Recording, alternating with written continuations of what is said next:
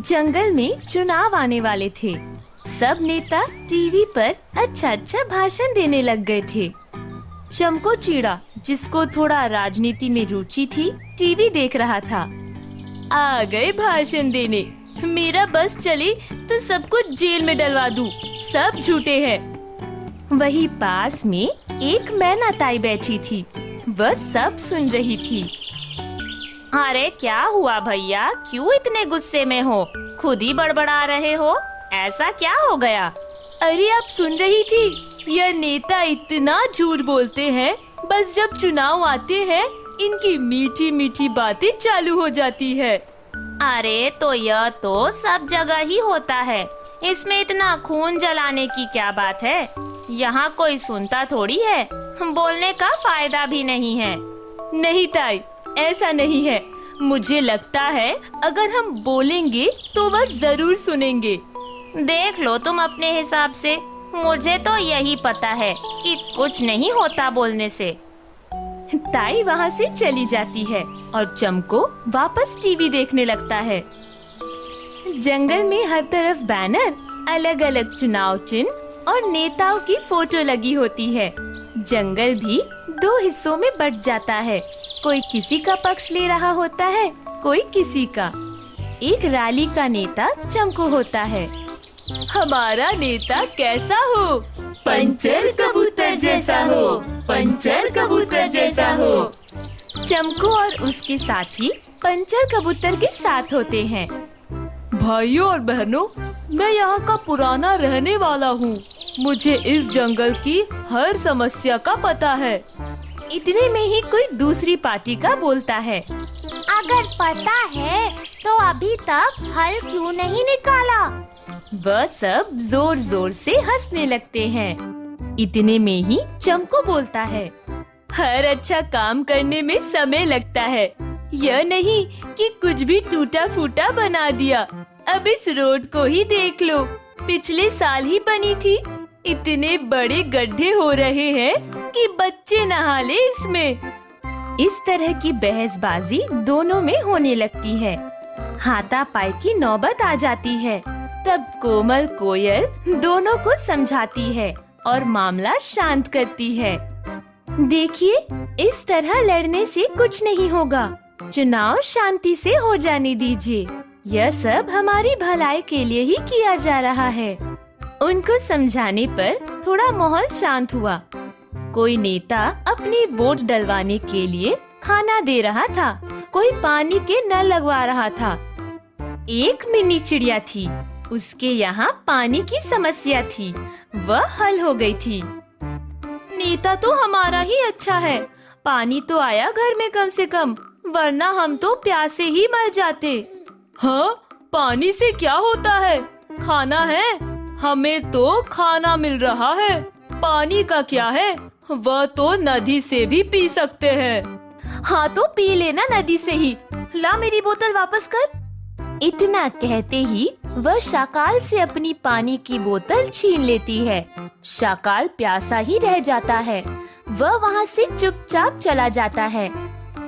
जैसे जैसे चुनाव पास आ रहे थे, नेता लोगों की राजनीति बढ़ती जा रही थी। उनके स्पीकर और तेज बजने लगे थे। सबको खूब सारा खाना और पानी दिया जा रहा था। बस फिर एक दिन चुनाव का दिन आ ही गया और सब अपने अपने वोट डाल दिए। अगले दिन, अरे आज तो पानी एक ही घंटा आया, मैंने तो भरा भी नहीं है। उधर शाकाल भी भूखा था। अरे आज कोई खाना देने नहीं आया, हम सब तो सुबह से भूखे बैठे हैं। दोनों ही दाना और पानी की तलाश में निकलते हैं और एक दूसरे से टकराते हैं। अरे हमें देखो, कैसे नेताओं की बातों में आकर लड़ पड़े। मैं भूखा रह गया और आप प्यासी। हाँ सही कह रहे हो। चलिए अब मेरे घर चलिए, दोनों मिल बांटकर जो भी है, जितना भी है, खा पी लेते हैं। वह दोनों मिल बांटकर खाना खाते हैं और उनको नेताओं की राजनीति समझ आती है। एक बार काली कबूतर अपने दोस्तों के साथ गपशप मार रही थी। मुझे तो काले रंग से नफरत सी है। काले लोग अजीब से ही लगते हैं। उनके पास तो बैठने का ही मन नहीं करता। हाँ, सही कह रही हो। कुछ भी पहन ले पर अच्छे नहीं लगते। थोड़ी देर में कोयल मौसी काली के पास आती है। और बेटा काली, कैसी हो? सब ठीक है घर पर? यह तुम्हारी दोस्त है। वह बड़े ही प्यार से उनसे बात कर रही होती है, पर काली और उसके दोस्तों का ध्यान उसके रंग पर ही होता है। वह बस हाँ ना में ही जवाब दे रहे होते हैं। अच्छा बेटा, चलती हूँ। आना कभी घर, अच्छा सा खाना खिलाऊंगी। हाँ हाँ, जरूर आएंगे। मौसी वहां से चली जाती है। उनको एहसास भी नहीं होता कि काली उनके बारे में क्या सोचती है। अच्छा हुआ गई। इतनी काली है मौसी, उनको देखकर अजीब सा लगता है। हाँ, मैं भी यही सोच रही थी कि कब जाएगी। काली को बचपन से ही अपने रंग पर घमंड होता है। अब देखो, भगवान ने इतना गोरा रंग दिया है, कुछ भी पहन लूं सुंदर ही लगूंगी। मैं तो मेकअप भी नहीं करती, बिल्कुल जरूरत ही नहीं पड़ती। वह जहाँ बैठती है अपना ही गुणगान करती रहती है। एक दिन मिन्नी सबको अपने घर बुलाती है। बहुत दिन हो गए सबसे मिले हुए। सब घर आओ, बैठकर बातें करते हैं। ऐसे रास्ते में तो आधी बात ही हो पाती है। हाँ हाँ, सही कह रही हो। और मैंने एक ड्रेस कोड रखा है। Dress code? यह क्या होता है? मतलब सब एक जैसे ही कपड़े पहन कर आएंगे। अरे, यह कैसा फैशन है? और किसी के पास नहीं हुआ तो? अरे मौसी, चिंता न करो, बहुत ही आसान सा है। बस सबको सफेद सूट पहनकर आना है। हाँ हाँ, जरूर, बिल्कुल। मेरे पास तो सफेद रंग के बहुत सारे सूट हैं, मैं तो पहन लूंगी। हाँ, सफेद तो मेरे पास भी है। चलो फिर तय रहा। संडे को मेरे यहाँ मिलते हैं सब। सब अच्छे से अच्छा पहनकर आते हैं। काली उन सब में सबसे सुंदर लग रही होती है।